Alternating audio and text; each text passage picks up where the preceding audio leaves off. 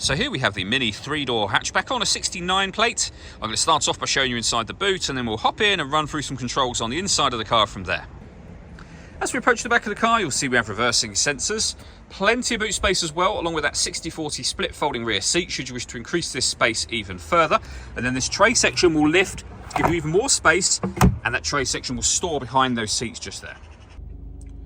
Okay, now that we're inside the car, we're going to start with the dials. On the left-hand side, we have the rev counter, we have the speedometer in the middle, and the fuel gauge over on the right-hand side. Also in the middle, you can see the total miles for the car. They are 6,145. You can change the information displayed above that by pressing a button on the end of the indicator stalk for various bits of trip computer, fuel economy information, including the digital readout for the speedometer that you see being displayed now. If we back out to the steering wheel, on the left-hand side, we have speed limiter. And over on the right-hand side, stereo and phone controls. You can only use the phone controls after such time as you pair the phone up to the car. And that is done over on the main screen in the center just here. So we can access various things, as you can see. So the mode button will take you back to your audio options and allow you to select what radio stations you want to listen to.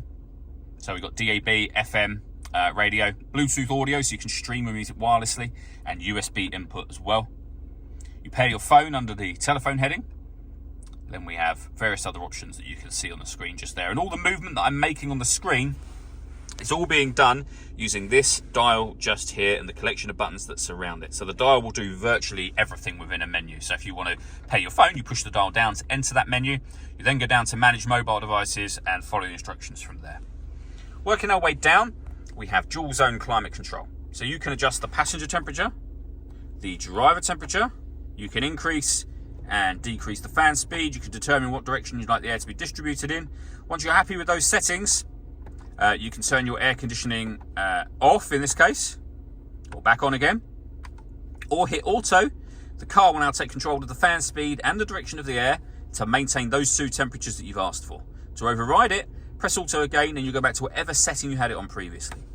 We have a heated driver's seat and a heated passenger seat, both with 3 different heat settings each, and you can adjust those with every push of either button, as you can see. And then below that, we can turn off the traction control, we can start and stop the engine, we can turn off the stop and start. So the car is designed to cut out when it's stationary in traffic, which in turn will save you fuel. That system is off when the orange light shows. We then have a 12-volt charging socket and USB input, and a 6-speed manual gearbox. All that leaves me to say is thank you for taking the time to watch this video. If you'd like to come and see the car in person and have a test drive, please feel free to call either of our MJA sites. We'd love to hear from you soon.